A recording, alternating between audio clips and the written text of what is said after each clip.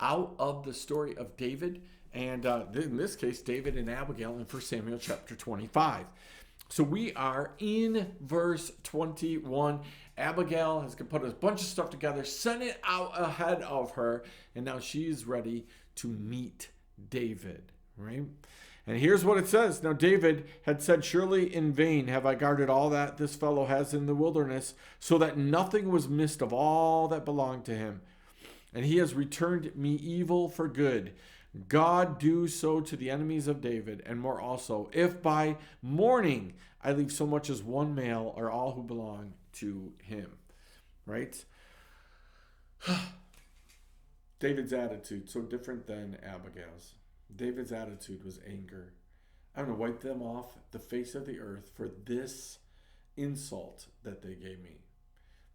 I took care of them, and this is the response, right? The response was, hey, who's David? I'm not going to go take care of all these little people that are out there. Everybody's going to demand stuff for me.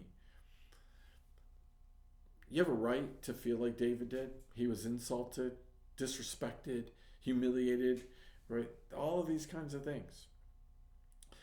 I'm sure that has happened to you in moments. I'm sure that you have been disrespected, humiliated. I'm sure that there has been a lot of things that have happened to you. They've happened to me. And in those moments, we're just going to walk in and to a meeting. We're going to walk into a get together. We're going to tell them off. Have you ever prepared for that?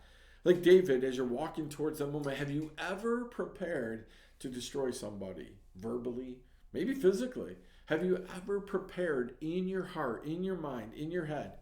That's a terrible place to be. We are so mad we are going to church, we're going to tell our pastor off, or we're going to tell somebody else off. We're going to make sure that they know that they treated us wrong, our kids wrong, or we're going to get them back. That is a terrible, terrible, terrible place to be when you feel like you've been disrespected and you just want to lash out. Notice the extreme to what David was going to do here. I'm not leaving anybody alive. I'm not leaving anybody around. I'm going to take care of this. That's craziness. David was at that place, but you and I get to the same place where we're just going to let somebody have it.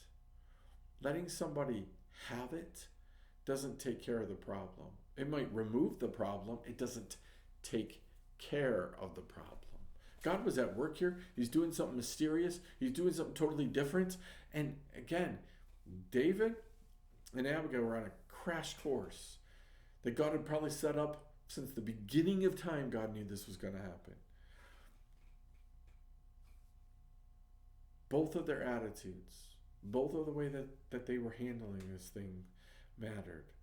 David, angry, frustrated, disappointed. Abigail, angry, frustrated, disappointed. Look, though, at how they come about this in different ways.